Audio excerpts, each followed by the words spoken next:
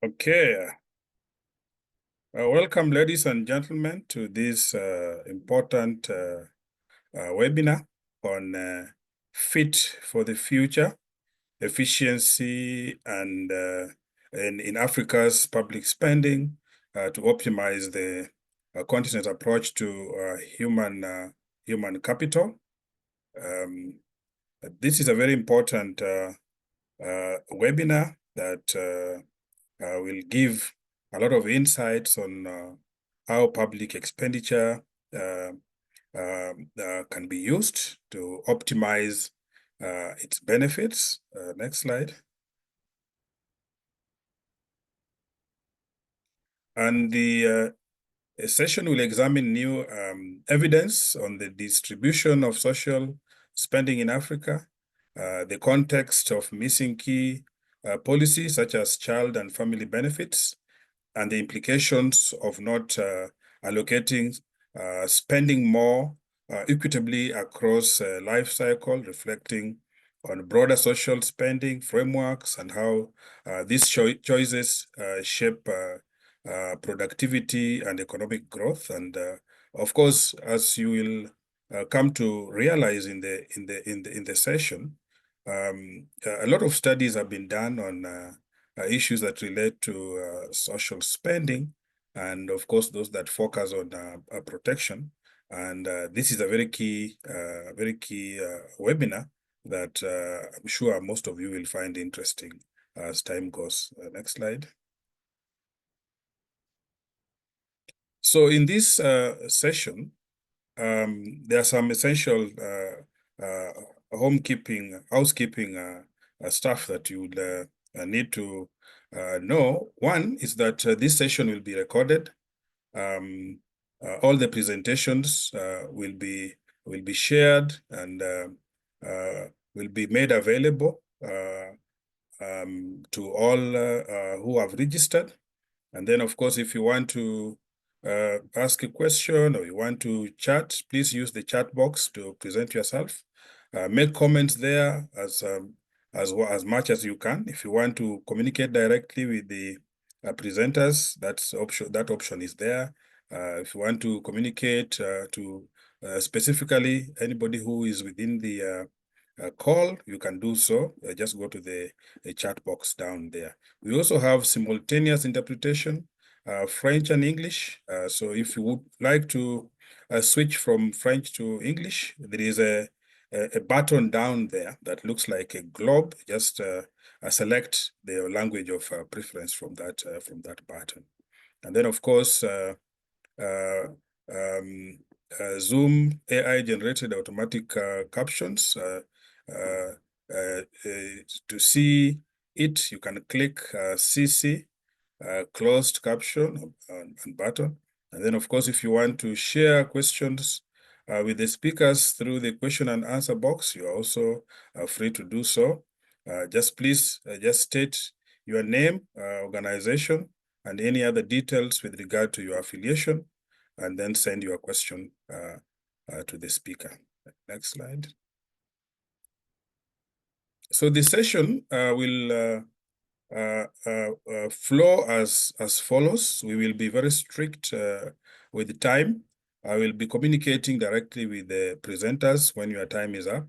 Most of the presentations are between 5 and 7 minutes, so that 1 minute to you winding up your presentation, I will communicate directly with you through chat if I see that your presentation perhaps might not end within the scheduled time. So the opening session, which is going on now, should take just about 5 minutes, and then of course from that we'll go to a presentation by Sarah Hague on who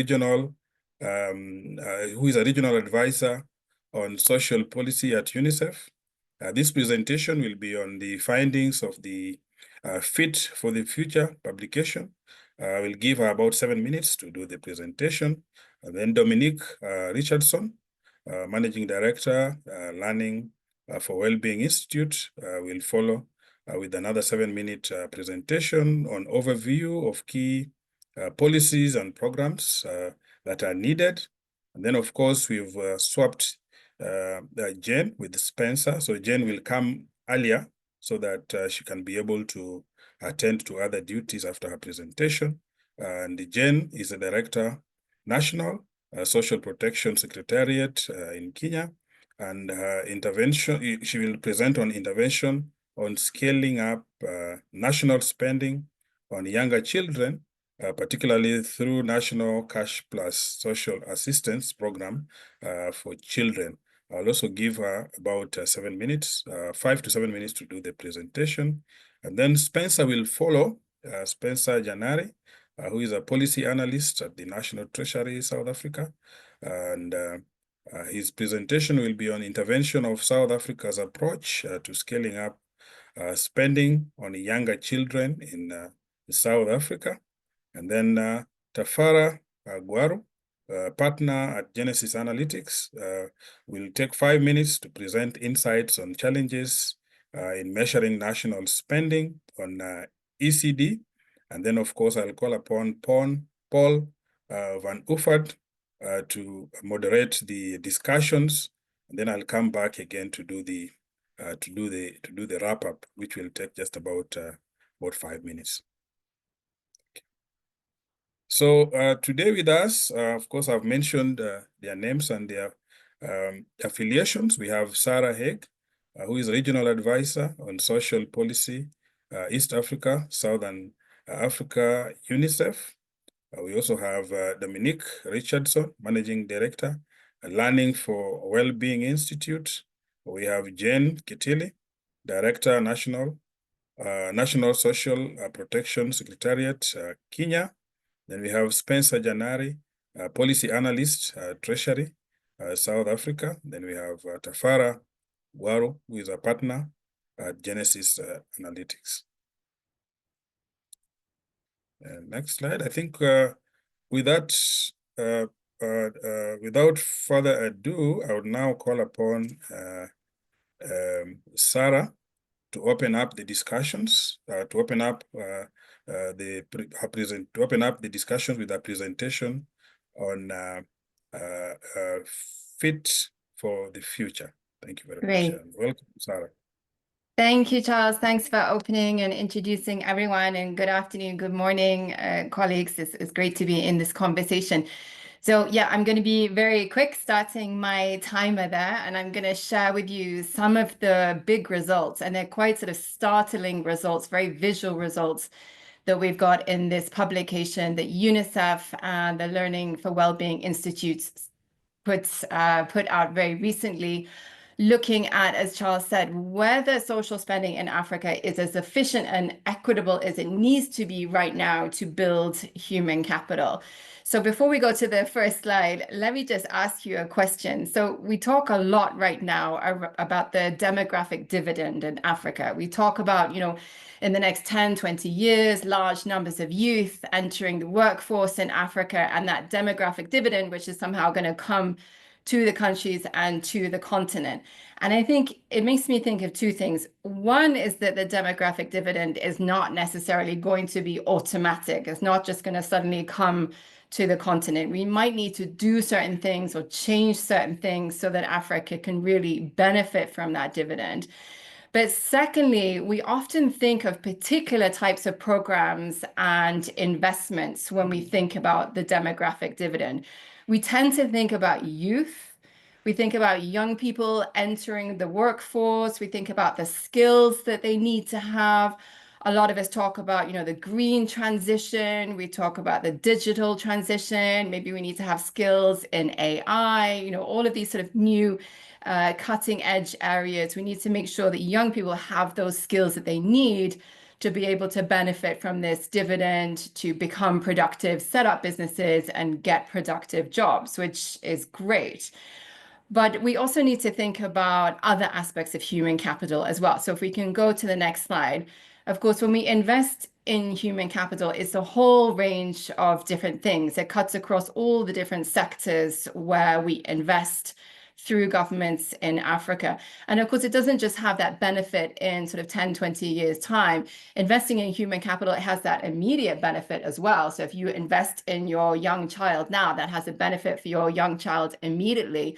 But then it has that knock-on benefit on productivity, on growth, and economic growth in the long term as well. And I think often what we hear in this narrative around the demographic dividend or investing in human capital, often we tend to think more about these older years, as I was just saying. So when we think about this concept, it's often prioritizing investments in skills, high levels of education, vocational skills, and so on, which of course is important. But to be able to get there and be well positioned, we also need to think about investing in children today, especially when they're younger.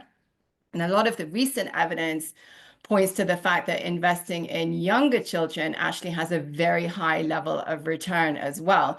And of course, if you're thinking about the efficiency of spending, you can't just invest in children when they're 19, 20 years old. You know, as any parent will tell you, you can't wait until your child is grown up to invest in them.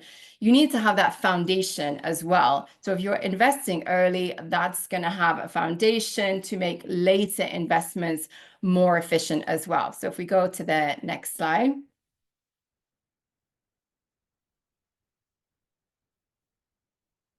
So what we wanted to look at is a different aspect of social spending. So I think there's been a lot of analysis in a lot of countries across the region about how social spending is allocated by sector, you know, how much goes to education, how much goes to health, or how it's allocated within sector. And we're starting to look at issues of efficiency and equity. How is it allocated across countries? But what we haven't done is look at the distribution of spending by age. So are governments spending more on older children? Are they spending more on younger children? And this is something that the OECD has been doing for many, many years. And they've actually changed their investment patterns as a response to what they had discovered.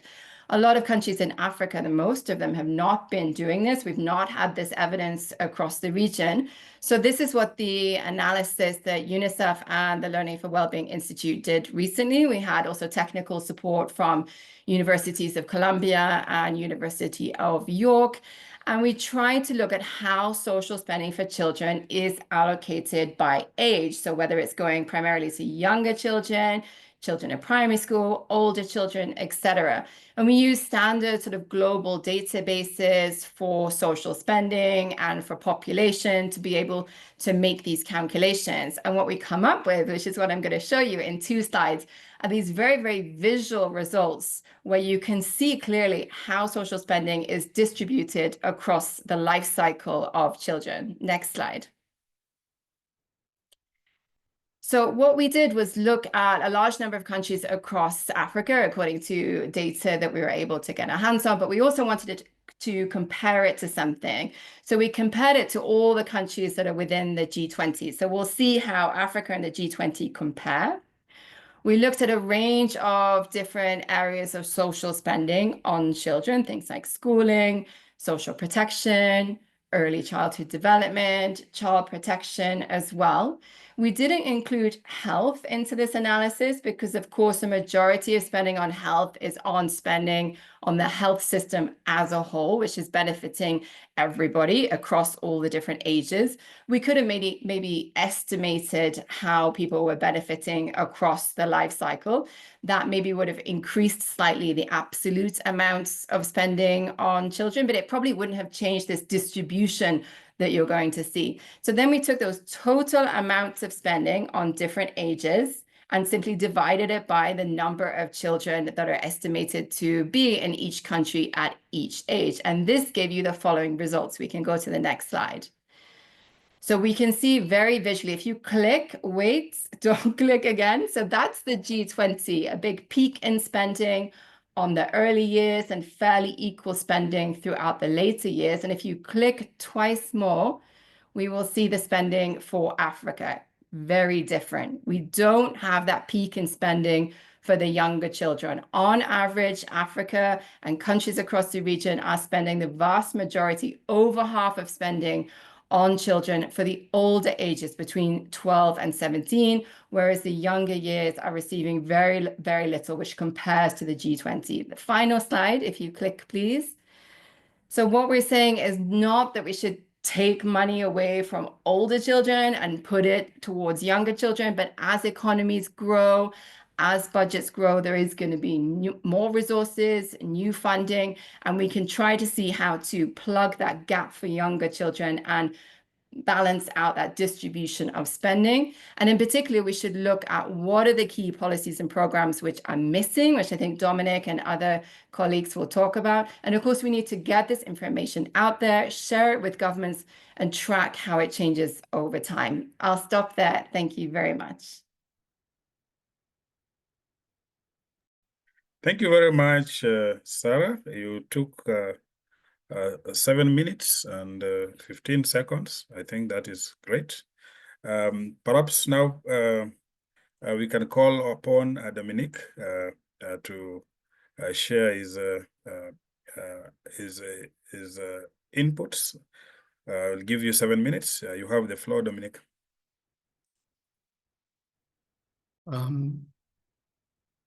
Thank you so much, Charles. Can you just confirm you can see my slides? Yes, put it on presentation mode. Yeah, good. All right, fine. Wonderful. Okay, let's go. So I'm going to expand a little bit on what Sarah said. I do want to recognize the thanks to the University of York and Columbia University in the US for their contributions to the work. I'm going to talk a little bit more broadly. We've got more data. We've looked at more countries worldwide, and we can contextualize the spending in Africa to those as well as to the G20.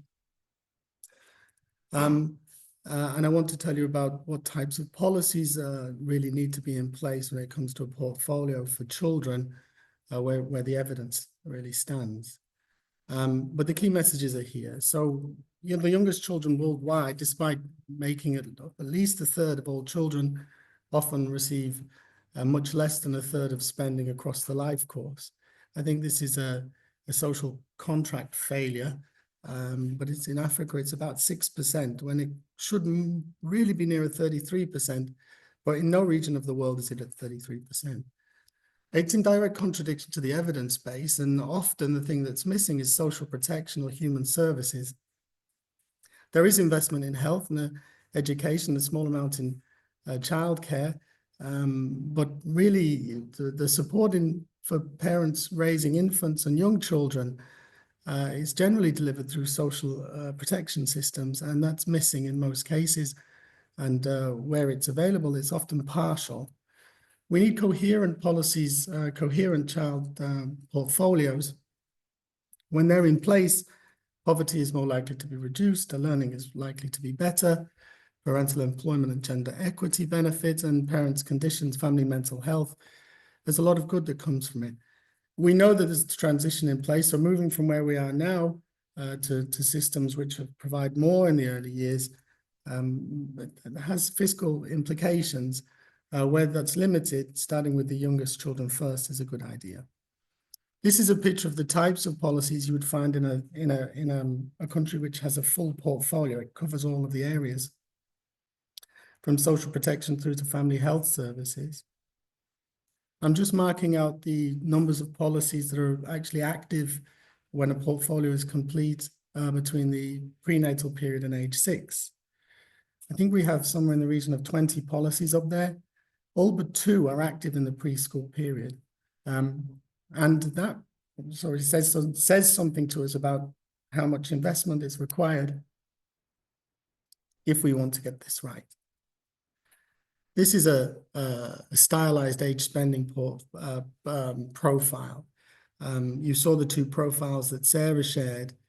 If the profile was to look healthy according to the evidence base, and we're going to get the right amount of money at the right time for children, it should look a bit more like this, with stronger cash payments where parents have weak attachment to the labour market. And when parents return to work, childcare services are available. We need plenty of human services to support families with additional needs, and that's in the in-kind band, and education, compulsory education obviously there. That line for efficiency suggests if we do better in the earlier years, we might save money in the later years. That's a Heckman proposition, isn't it? So there's the G20 group. That doesn't quite look like it should. There needs a bit more investment in the early years. Note the y-axis, the peak spending is in secondary school, and it's just over $8,000 PPP. The dollar numbers are comparable. This is the European Union. It's the strongest interventions for the preschool years, though there's still some issues with the gap between parental leave and childcare there. Families need continuous, sustained support if they're going to get it right for their children. So there's work to do there. That's the African Union. You've seen that one before. The numbers are 1/10 of what we see in Europe. And there's a great deal of reliance on the education system to do better for children in this type of picture. Now, here's an example from the United States. There's examples in the richest countries where they're not quite getting it right for kids. Here's Korea as an example of an expansion from something that looked a bit more like the United States maybe 15 years ago to a country that's really following the evidence base. And as Sarah said, the OECD has used these profiles, different countries, to expand their efforts for children. And here's an example of one country in Africa, which is Ethiopia. And that picture is unfortunately replicated in various parts of East Africa and West Africa, where education systems make up maybe 95, 96% of all that's spent on children. I'm going to skip this slide. Low spending in the early years has serious knock-on effects in terms of poverty and home learning environments. It affects the ability of children to learn, literacy development, as well as broader social skills. It affects the quality of the home environment, mental health and stresses, which also affects, again, cognitive development. Housing conditions are really important. We don't discuss them enough, but children get sick in poor housing conditions, and in unstable housing conditions, insecure housing conditions can disconnect children from human services very, very quickly, and school. Family engagement with health professionals, the time needed, as well as the money for families to engage with the right health professionals and care professionals during leave policies is critical to unlocking the full potential of every child. But today, as you can see, we put too much burden on education systems to deliver everything. And I think education systems know they can't do it all by themselves. And I also don't believe there's any country in the world that has learned its way from a low income status to a high income status. Education cannot do it alone. We need a much stronger portfolio of policies for children and families. How money is spent also matters. It's not just any old policy that will do. We've looked at G20 maternity policies and separated them out from all types to insured-only types to social protection, social assistance types, where it's available to the unemployed and the uninsured. What you're seeing here is a negative effect of insurance policies alone on child income poverty and female labor market participation. Despite the idea that social insurance is meant to drive up female labor market participation, when money goes to only those that have eligibility because they already have formal employment, it's obvious then this is likely to drive up income inequality, which is the driver of child poverty. We need more universal benefits, and though maternity has a small effect when it's universal on child poverty, it does eventually have effect on reducing child poverty. And this is something we've seen replicated in our national studies recently. And when it comes to family allowances, child allowances, the universal ones are the ones where we get the real return on poverty reduction. And remember, I'm talking now at the population level and not simply at the household level. Of course, if you have a means-tested benefit, it's going to benefit the beneficiaries. But when we talk about our obligations to children, non-discriminatory, indivisible, at population level effects. You may want to wind up, Dominic. We want to wind up now. Yeah, thanks, Charles. It's these types of universal benefits which have the biggest effect, and childcare too is effective in both income poverty and female labor market participation. If India was to invest more in its youngest according to our recommendations, it would change dramatically the profile. The same with Brazil. And we did the similar simulation with South Africa, looking at childcare expansion, particularly on top of a strong child allowance, which exists already.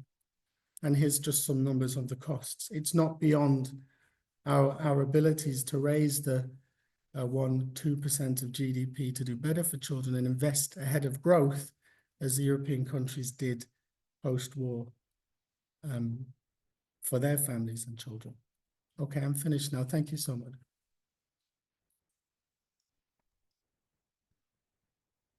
Thank you so much, Dominic. You took about 8 minutes and 11 seconds.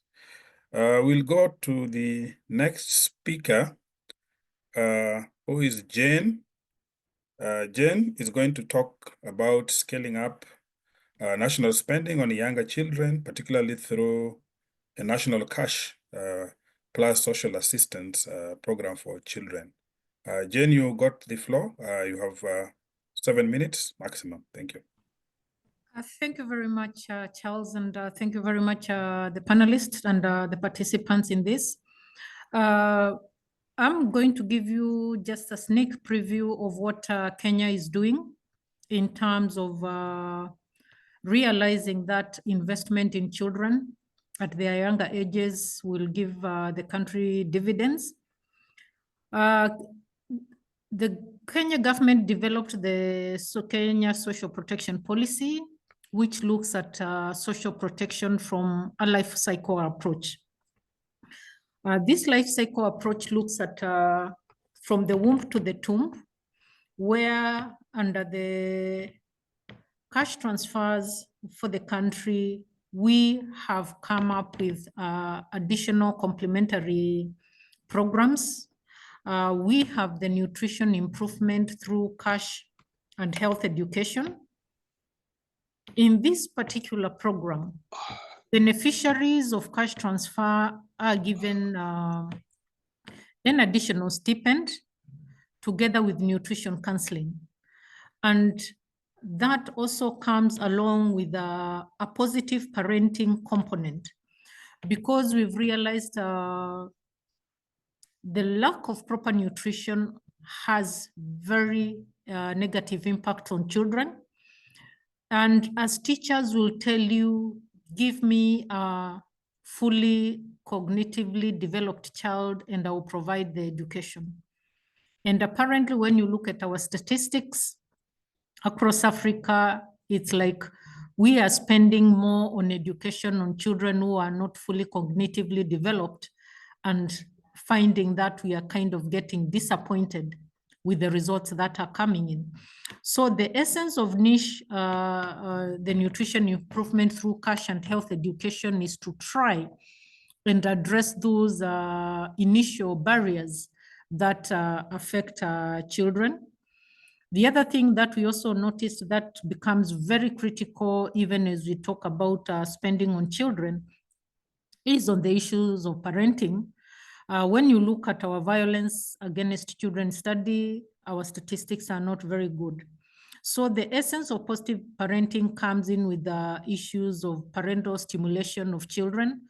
How do they make the environment better for children so that children do not grow up with the stresses that are likely to affect them in later years in life? Having recognized this bit, the government has also made some changes in our targeting of our orphans and vulnerable children, which was basically open to all orphans from maybe 1 to around 18. And now we have felt that we need to give the under 36 months some good uptake, so that we are able to kind of address some of these issues that have been noticed to affect children as they grow. The other program that the government undertook with support from partners was a pilot on the universal child benefit. And this was done in conjunction with UNICEF and Save the Children in 3 of our counties. And our evaluation report showed that there was good uptake and there were good outcomes for the children who underwent that program, because the Universal Child Benefit also had some complementary programs apart from the cash. We also had the nutrition counseling and the positive parenting. So what Kenya is looking at is we are looking at a holistic way of looking at issues of children, so that at the end of the day, we are able to ensure that our children grow in the best way possible. Kenya has also done a fiscal space analysis to try and convince the Treasury. At least I'm happy we have somebody from the National Treasury from South Africa. Maybe they will be able to tell the team how they have been able to do that. Because without a fiscal space analysis, without showing there could be got from, anytime you walk to Treasury, they will always tell you, we do not have the funds, we do not have the funds. But the other thing that we also maybe need to look at, and which becomes a challenge, is on our issue of data. I think as social sector, we have not been able to package our data to show the impacts of not investing in children in their younger years. I think that statistical package we need to sit and come up and show, like, for example, what is the impact of malnutrition on education? What is the impact of malnutrition on the health sector? And what is the impact of malnutrition on children to the overall growth and development of a country? So we need to be able to come to a scenario where we do our analysis and we be able to present this to our national treasuries, so that when we are asking for money, we are competing with roads. And the one thing that we will notice that with the social protection is our money is not physically tangible. You can't touch what you've done, but the impacts are there. It's not like a road you say, I did 10 kilometers. So when it comes to these, that is where we are saying, as the Kenya government, we have gone for the fiscal space analysis to just tell people, where do we think we can get this extra money and what is going to be the impact? Because like, for example, through the nutrition improvement through cash and health, one of our counties reduced their stunting levels by over 20 percentage points. Kitui reduced stunting from 46% to 26%. And that definitely we hope to get that demographic dividend maybe in another 5 to 10 years. And this is what we need to be looking at and asking ourselves, how do we invest more in terms of the first 1,000 days of a child and even up to 36 months or even up to under 5, because also when you look at our under 5 mortality is still a challenge and is something that we need to look at. So we need to be able to look at social protection and ask ourselves, what are the plus interventions that we need to come up with? We are also still designing more interventions on this particular front out of the dividends that we have been able to get. And we want to be able to just package it so that at the end of the day, we have a better country. And there is one slogan we use in the social protection in Kenya where we say, you either budget for social protection or prepare to budget for the consequences of not budgeting for social protection. And I believe that is a clarion call for all of us. Thank you very much. Thank you. Thank you very much, Jane. You took 7 minutes and just 3 seconds. I think that's very, very good. Now we can move on to the next presenter, who is Spencer Janari. Spencer works at he's a policy analyst at the National Treasury in South Africa, and he will give a presentation on intervention on South Africa's approach to scaling up spending on younger children in South Africa. Spencer, you have the floor. 5 to 7 minutes. Thank you. Thanks, Charles. Yeah, so let me start by saying that South Africa is, as one of the earlier graphs pointed out, no different to most other countries. We are spending less on younger kids than older ones. We've actually done a little bit of an analysis just to look at very quickly the school portion of spending. And even there, while you sort of understand that there'd be less spending on primary schools, secondary school education is a little bit more expensive, just generally. But we stripped out salaries. In South Africa, teacher salaries are the same irrespective of what, it doesn't matter what grade you teach. But we stripped out the salaries and just looked at what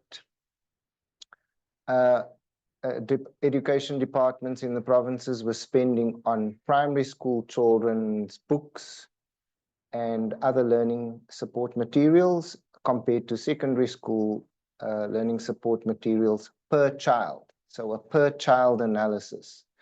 And secondary school spending was 3 times greater per child than primary school spending. And this was despite the government's commitment to the early grades, to improving early grade reading and early grade mathematics. But I think it's some of the analysis like that points out that, you know, the talk is one way, but the actual budgetary commitment is another, that gets things to change to some degree. And we are seeing a little bit of that change in the primary school now, that funding is more and more directed to these early grades, where there is a commitment and an acknowledgement that investing in the early grades has longer term benefits, especially in terms of human capital development. But of course, the problem is always going to be in South Africa anyway, that there's an exit exam at the end of secondary school that is a high stakes exam. Schools, districts, education departments are measured on, their success is measured on their performance in the high stakes exam. And so resources and money is going to go there as long as those are the measurements that are being valued. But now let me turn to ECD, early childhood development. Interesting development about 4 years ago in South Africa is that the function, the early childhood development function, was moved from social development to basic education.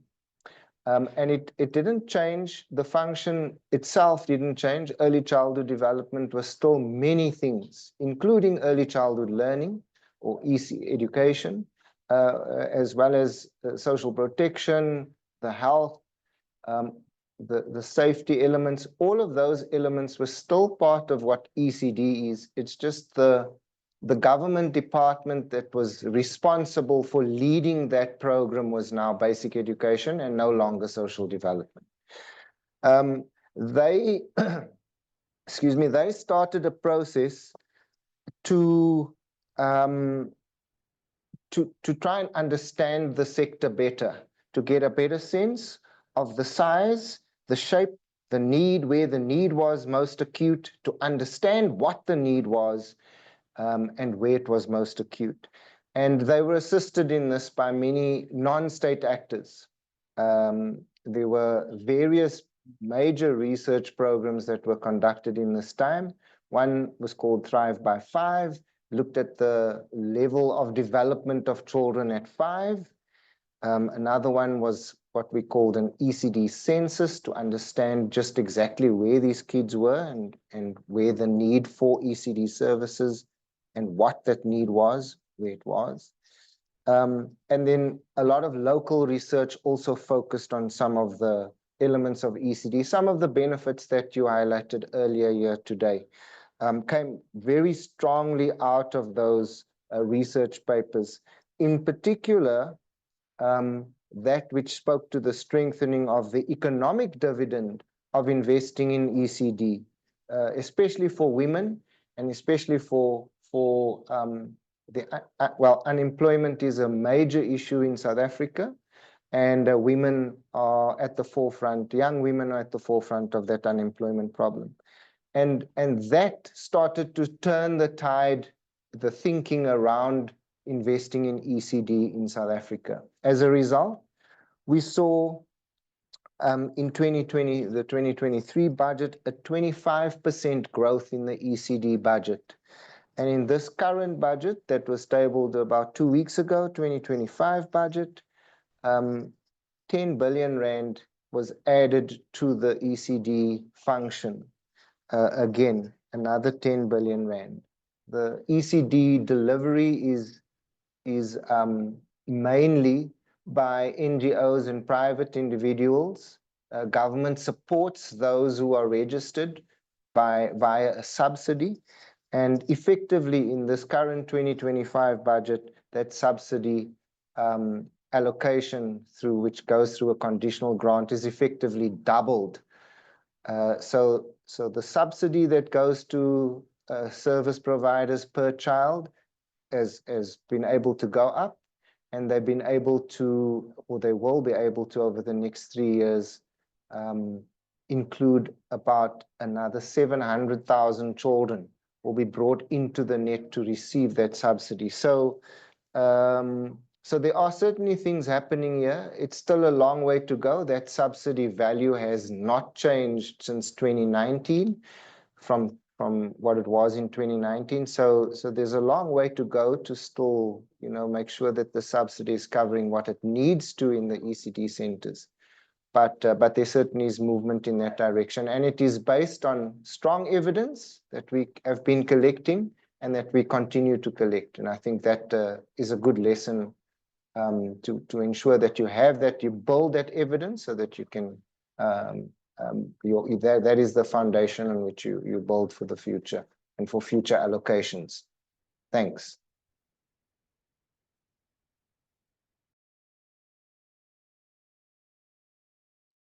Thank you very much, Spencer.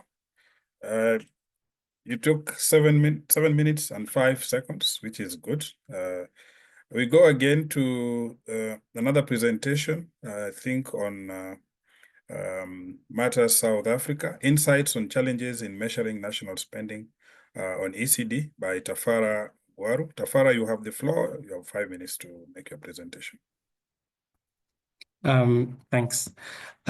So at Genesis, we support countries advance towards human capital formation, and we have worked to essentially do an analysis of tracking ECD expenditure across initially all East and Southern African countries. And due to data limitations, some countries were excluded. And what I'm going to talk through is kind of some of the main or underlying challenges in expenditure tracking. And I think the first point is it's obviously important to understand how much we're spending, because then we can also start to understand better where we're not developing kind of the right ECD outcomes. And when we try to track expenditures in ECD, I think we run into kind of two structural issues. The kind of first is our national budgets are typically linked to social sectors. So they are defined along the kind of health, education, social development sectors, and each typically denoted a budget vote. But ECD is multi-sectoral, right? It cuts across all of these. So kind of that's the first structural challenge in being able to understand how much is spent, because we kind of need to go through each of the different sectors or budget votes. The second is our national budgets are also kind of thematic or issue focused, even within the specific sectors. Whereas ECD is age delimited. We're interested in expenditures towards a particular age group. So because of those kinds of two structural issues, the one to do with the cross-sectorality or multi-sectorality of ECD, and the second to do with delimitation, you actually have to make a call on what to include or what to exclude when tracking ECD expenditures. So that's kind of at almost a conceptual level what the issue is. Then practically, once you start trying to track and unpacking what is being spent, conceptually, we know what investments drive ECD outputs. But when we try to follow them through the budget, you kind of need to make a call on what to include or not. And that's because some investments have a more direct impact on ECD expenditures, while other investments have kind of an indirect influence. So you really have to decide where to kind of cut it. And the trade-off there is if you're too specific in what you include, then you tend to have lower expenditures reported or investments. And sometimes some of the stakeholders then kind of push back around how that's not representative of the level of investments. And typically that's government, but also other stakeholders. If you expand it more broadly, you capture more expenditures. But then sometimes if it's too broad, then you don't really quite know what you're looking at, and makes the kind of messaging unclear. So when we set out to do this exercise, we came up, and I'm going to talk more specifically now on some of the challenges in the tracking exercise. I think the first is there's quite a big variation across countries in East Africa and Southern Africa on the visibility of ECD expenditures in the budget. The variability is so large that in at least one country, you actually couldn't identify any expenditure through the budget that you could reasonably tag to ECD spending. But in other countries, you could see quite detailed programmatic budgets or program-based budgets that had a very good level of delineation and identification of ECD spending. So that's kind of one challenge, then, that across countries, there's this variation in visibility in the budget. The second, which was quite stark and also essentially uniform across most countries, is that across all the different kind of components of the nurturing care framework, health-specific spending is the most visible in budgets. And to that end, on average, about 80% of the identifiable expenditures across countries was from the health sector, with very little spending visible in the other sectors.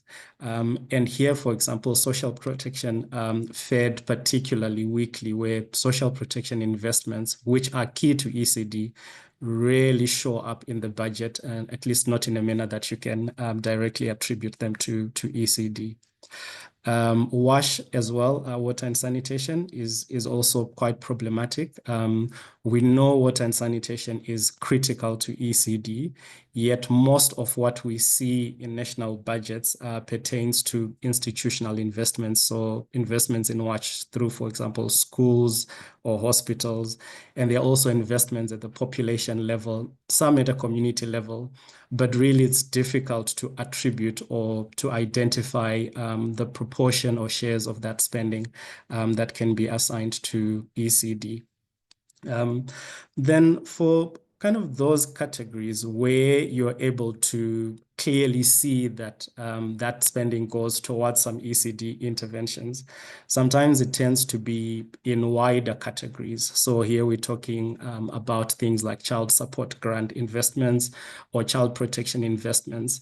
Our budgets typically allocate funding to those focusing on children, but not particularly to children, for example, under the ages of 6 or 8, as it may be. So there are quite a number of these stacked or layered challenges in trying to really understand how much we are spending towards ECD. And ultimately, they affect the kind of accuracy with which we're able to do this, but also comprehensiveness and comparability of tracking expenditures. However, it is possible to kind of systematically go through these issues and come up with quite telling estimates of how much we're spending. And I think through this analysis, we could see some very clear and interesting trends. For example, that up to 2014, from 2002 to 2014, there was quite an increase, almost a threefold increase in how much governments were allocating to ECD. But then the picture becomes very difficult to untangle or unpiece post 2014. It shows a lot of stagnation and also a lot of variation in level of expenditures. But those are some of the kind of the issues that we kind of see through in trying to track expenditures in ECD across governments. Thanks very much, Charles. Back to you. Thank you. Thank you, Tafara. I hope I didn't push you to conclude quickly, but your time is up. Now we go to the next session, which is open discussion. It'll take about 40 minutes to just get the discussions from the floor going and issues that you want clarified and all that. So I would ask Paul, I'll invite Paul Ufford to lead us in this session. Thank you very much. Thank you very much, Charles. And to stay in line with what you said earlier, we have 30 minutes and 13 seconds for the discussion now. First of all, huge thanks to the presenters and those who shared their experiences. Very clear, crisp messages about what was the most powerful way to say what was presented is we knew it was too little what governments invested in children. But now there's a lot of evidence on the table to show that it is also too late. Spending is not equitable, therefore missing opportunities in terms of human capital investments and the demographic dividend. I think the presentations and the interventions have touched on various angles. There is the analysis angle, there is the social spending patterns angle and the budget questions, there is policy solutions. And what I appreciated coming up are also the broader political economy questions. If the evidence shows this, if we believe it is affordable, why it is not yet happening? So let's think about that. I think a few questions already came up. I would like to start, and please put your questions in the Q&A box or the chat.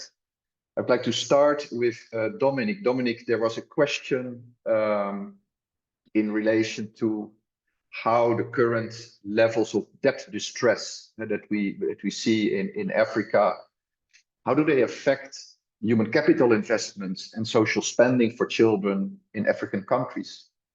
Can you shed your light on that, please?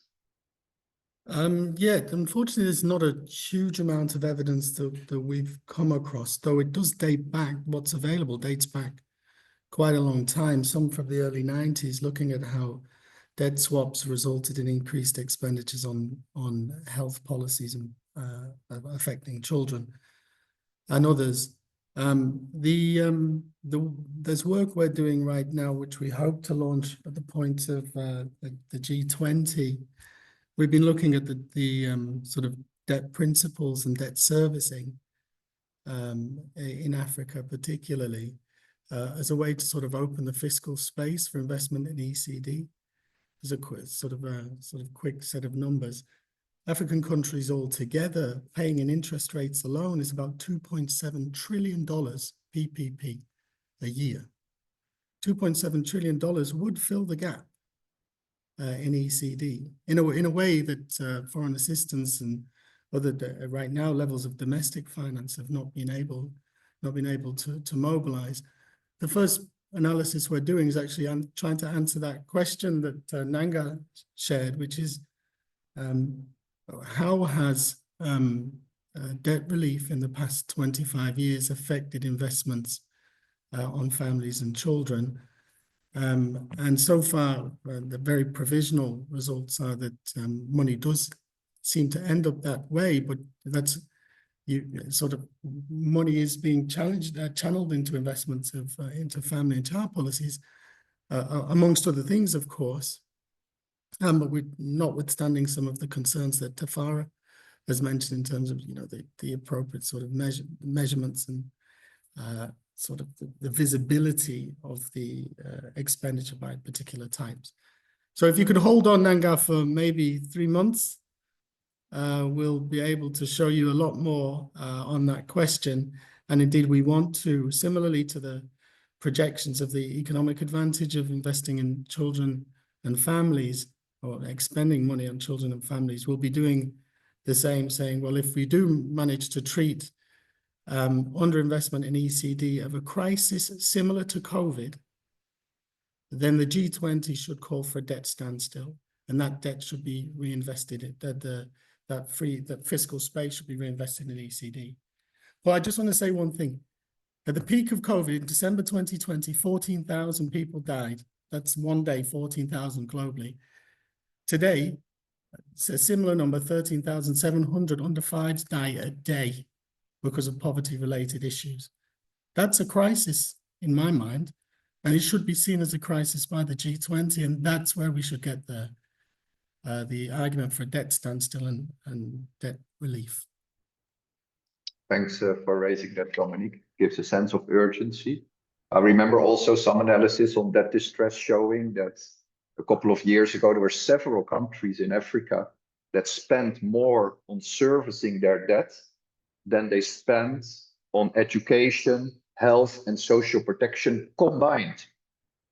It took me a while to digest that, but that's a very powerful finding pointing to issues of fiscal space for human capital investment.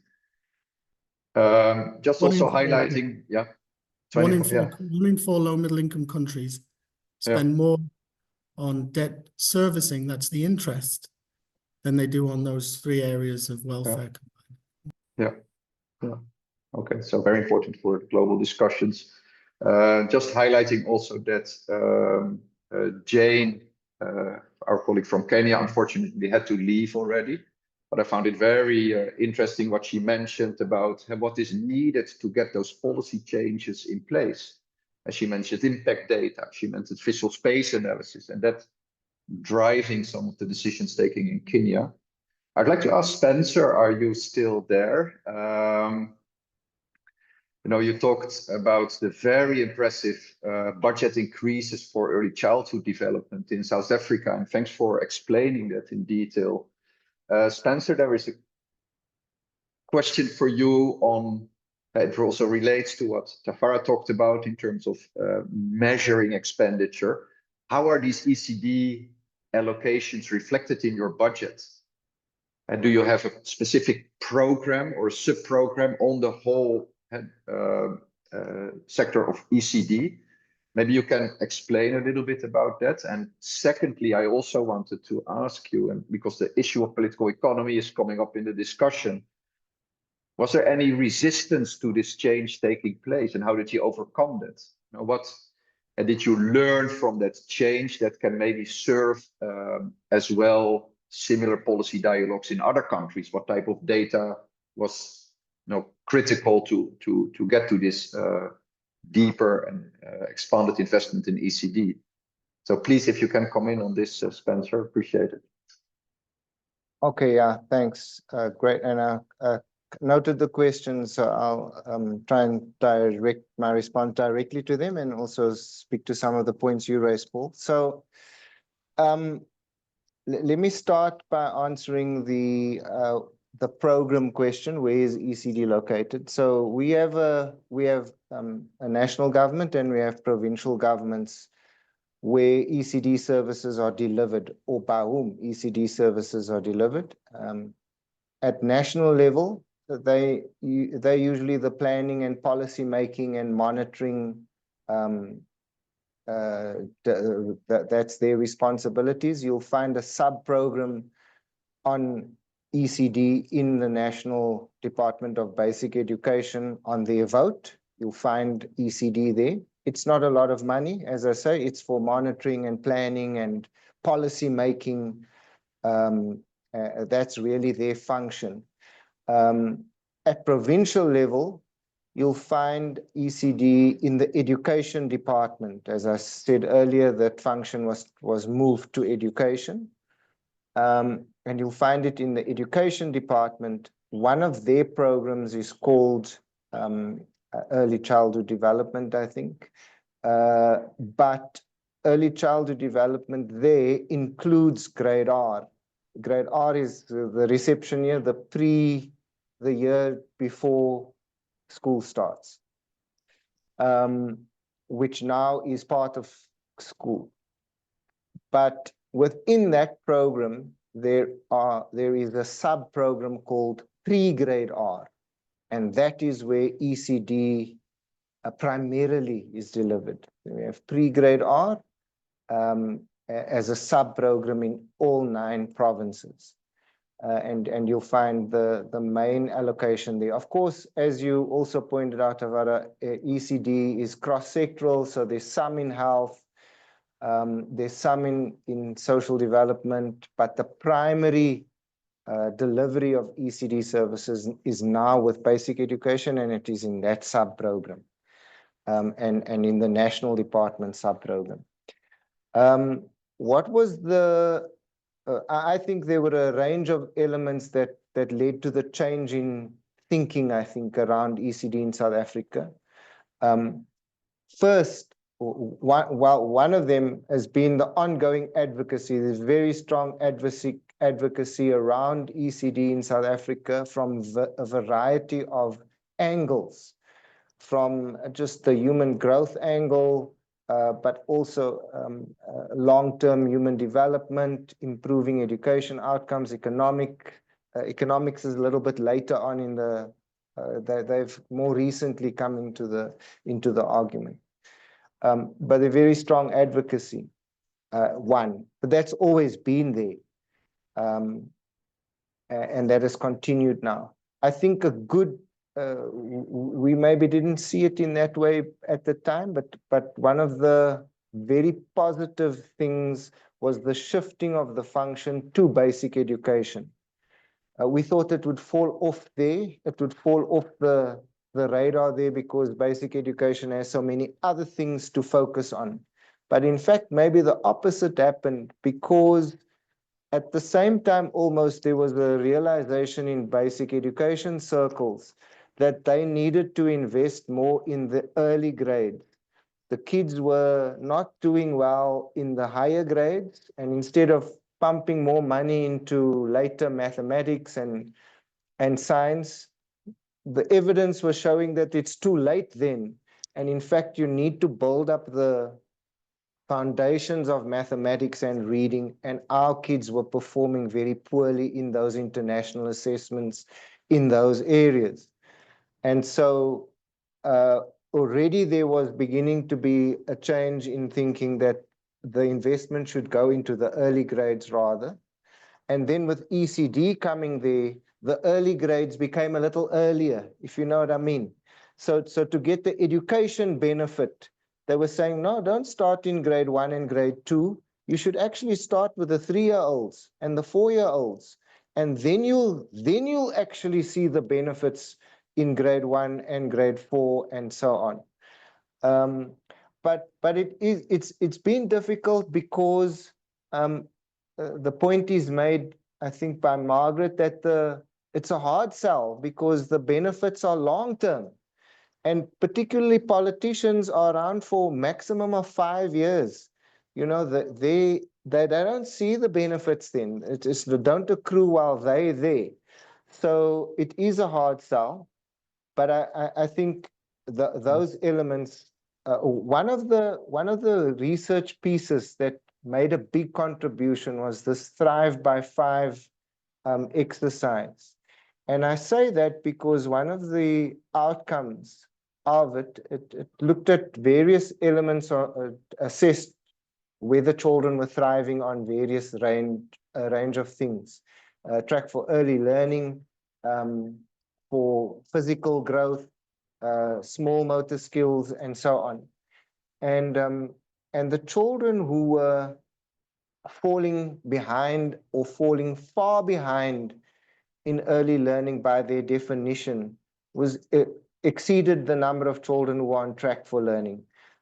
Similarly for the other growth metrics. And that made people, I think, also sit up and think, oh no, you know, and a key element there was around the nutrition related, the stunting, and how many kids were still found to be stunted at 5. And that also gave impetus to this argument. But it was a conflation of all of them together. And now there's very strong political, the president of South Africa is at the forefront of this drive to invest in ECD. And of course, then you're going to get the support coming from other parts. Yeah, that's a very interesting point. I think we see that elsewhere as well, the need for the political drive.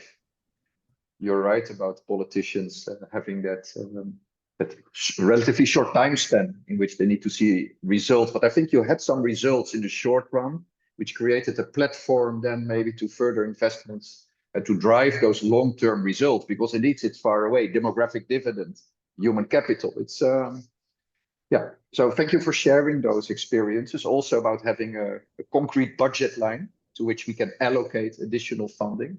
Also very important. Maybe later, Tafara, you can reflect a little bit on that. I want to return back because we're having this political economy discussion. The first question that came in the group was from Tia about how do we advocate in the policy discussions about more investments in universal child benefits in a context with high fertility rates still and large informality. Sarah, would you like to reflect a little bit on this? Yeah, Tia asked a great question. It's a challenging question, but I mean, I think there's a couple of things. One, we have to be careful not to make assumptions sometime. And I think we talk about the political economy of social protection quite a lot. And we often say, you know, there's more spending in social protection going to older people because they are the ones that vote, and there's less going to children because they don't vote. I never really understand this argument because children don't do lots of things, but children have parents that are in households and their parents do vote, and they're sometimes more politically active than, you know, the older generation as well. So I think sometimes it comes down to, you know, the pathway that has been set in prior decisions and how we can break out of that. And there's maybe sort of 2 or 3 things which are important, which Spencer already touched on. One is just sort of the basic awareness of the current situation. So how resources are distributed, where they're actually going. Pepper was talking in the Q&A as well around social accountability and the fact that parents also themselves may not be fully aware that they should be entitled to this kind of support, not just for primary schooling, but for early child support as well. So I think getting that information out there, having these open conversations with policymakers, civil society, and citizens, I think is really, really crucial. And then the second thing is about, you know, champions, whether it's a country like South Africa that can champion this, you know, you've got the G20 coming up, so let's have this, you know, as part of that conversation, or a particular sector. So I love Spencer's example that sort of the education sector became the champion for ECD, and the ECD didn't get swallowed up within the education sector. So I think that's really important. And then the last piece is being really clear with that evidence and getting evidence out there to the return on different things. I mean, I think personally, I've seen quite a bit of evidence on the return to investing in childcare, that in certain countries, it does help increase the participation of women in the labor force. And I think it depends on, the environment that's in place and the support which is available. So I think there's a lot of different things, but we need to get those discussions and the evidence a bit more out on some of these platforms in countries, but then across governments as well, so that others are aware what countries are doing across the region. I'll stop there, Paul. Yeah, thanks, Sarah. I think very important what you mentioned. Often we feel it's a policy dialogue where we bring the evidence and we discuss with policymakers. But the point I think also that you and Epokai make is it's broader, including even the parents who can make the case for further investments in their families, in their children, the communities, etc., civil society. I think it's very important to be aware about that. Dom, do you have any reflections on this discussion? Yeah, I do. I think it's a really important one. So thanks to Tia for bringing it up. The distributions are similar in education. Almost all countries spend more on education than anything else. But I mean, when you're in the G20, it's closer to 60 cents in a dollar, whereas in Africa it's nearer 90 cents in the dollar. And the steepness of the backloaded spending is really high. And the difference there, even in education, this difference generates not only income inequality within a country, but between countries and the global inequalities. Inequality is bad for everything. That's where everything sort of starts. All the bad stuff comes out of inequality. We need to build systems that drive towards equality. And right now, we don't need to confound existing conditions and behaviors under systems that we would say are not exactly where we want them to be, and speak about that in a way that perhaps inhibits a development towards a more front-loaded investment strategy, so more is spent on younger children. If spending on families increased fertility rates, there wouldn't be a crisis in Europe right now. There wouldn't be a crisis in China. There wouldn't be a crisis in all of these countries that have been spending more and more on families over the years. So please don't worry too much about that. What it does is it changes the way families manage their decisions better, their resource management, and they can decide when they have children. And the trick is always meeting desired fertility. But really, I think, and Tia knows this better than anybody because she wrote that Myths of Social Protection, which is an excellent piece. And in terms of the concentration of informal jobs, we've got to use social protection in the same way countries with bigger systems right now did in the past to formalize. It is possible to use these mechanisms to formalize. Give a universal child benefit, quickest way to register every birth. Quickest way to know where families are, quickest way to get people on the tax transfer register. We got to use our full mechanism. So as much as those points are real and those risks are real that Tia's talking about, one of the things we've been trying to say is let's work systemically, let's work in a portfolio picture, let's build from foundational policies like universal child benefits, like accessible maternity and parental leave for all families. Because to Spencer's point, the returns can be immediate. Childcare doesn't need 40 years to have its returns like Ekman's analysis might tell you. The returns start the day a mother or a grandmother who's got care responsibilities for her grandchildren can access the labor market. And that happens on the same day. Thank you, Dom. Maybe Spencer, in a moment, I would like to have your quick reflection on what Dom said about inequality. I think that's from the South African perspective. I remember always that without investing in social protection, inequality in South Africa would have been much larger than it is now. And so how does this play the role in the debate? And then maybe after that, Tafara, some reflections on the robustness of budget systems also to attract investments in social protection.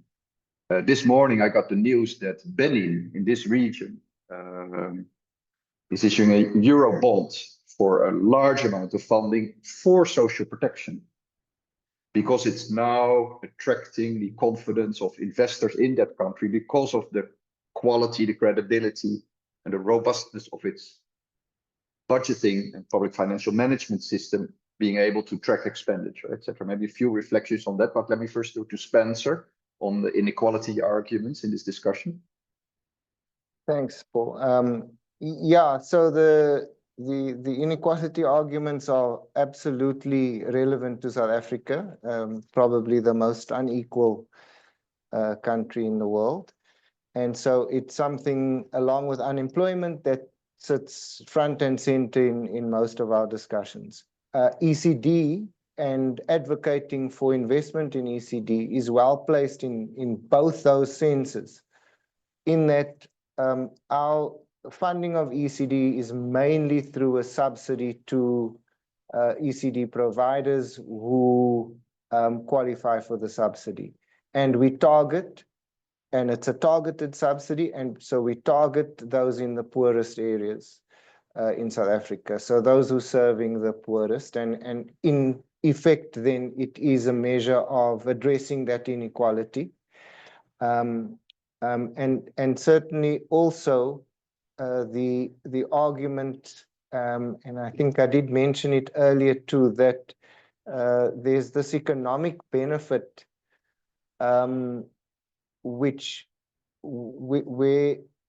Dominic just mentioned it now, that immediately frees up, and it's usually a woman, and it's usually because the investment is targeted, the subsidy is targeted, it's a poor woman, often in a rural context, but generally in a very poor area, who's now able to join the labor market. With unemployment being so high in South Africa, it's difficult to get work, but nonetheless, they are able then to go. But another very important motivation for this investment was that because the funding goes to these providers of ECD services in those communities, they are essentially small businesses, and the potential to develop these small businesses in these poor and informal economies is another driver of the support for investment in education, in ECD, and in addressing inequality at the same time. Yeah. So Thank you. The fact that it's targeted. Okay, I'll stop there. Thanks. Fantastic. And it brings us back to where Sarah started, this calling for more investments in children at a younger age. It is good for those children today, because it's their right, but it's also good not only in principle, but also in practice. It has economic benefits, and we have so much evidence on this from social protection investments, and it needs to be brought systematically to the table. Spencer is still thinking, how can we benefit from the G20 that's coming up? Maybe you have a few suggestions, but maybe because we have still 5 minutes, giving the floor to Tafara for some reflections on the PFM systems and budgets. Yeah. So I think the first point we observe is that sometimes the PFM systems in country kind of make it difficult for ECD expenditure to end up where it actually ends up to be. So in many countries, the enabling legislation is there. Sometimes it's a bit dated, but many countries have enabled the legislation that ECD is one of the priority areas and that investments should go towards that. But in cases where it is lumped in with other sectors, sometimes at the lower level of government, it ends up being consumed or absorbed in business as usual kind of activities, which may or may not exclude ECD. So that's one kind of challenge, and strengthening kind of the strength of the PFM systems to be able to allocate towards ECD what is dedicated to ECD is kind of one step governments could take. The second realization we also made is ECD spending is not exempt to some of the issues of relatively weaker PFM systems that result in, for example, weak budget execution. So in a number of countries, budgets are not fully executed. And even if, if that expenditure or some of that expenditure was ECD related, then you do have underspending where there could have been means to increase spending. And then I think looking forward, particularly with all the kind of changes we're seeing in external assistance, I think governments and countries will be looking towards mechanisms to allocate funding through social protection and through other systems to the endpoints in a much more direct and efficient manner. So there are opportunities to strengthen the PFM system so that any funding that's available, particularly external funding, then goes through the public financial system to the end user, because that's probably going to be, if the system is strong, more efficient and more effective. So I think looking forward, we can also start thinking about some of the changes and improvements we need to make in the PFM systems so that we can attract investment through those systems, because that's more efficient and likely more effective.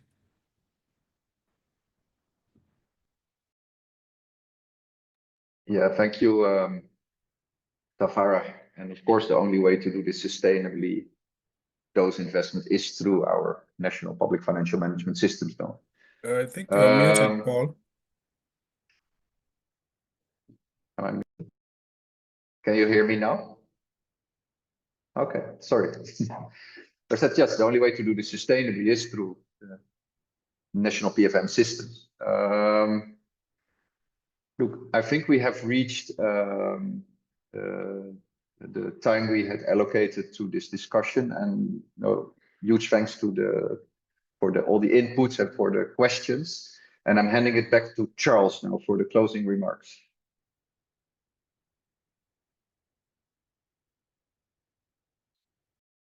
Thank you very much, Paul, for keeping time. I think we've done it pretty within the time limits. In terms of closing, I think I would just want to emphasize how important human capital is, investing in human capital.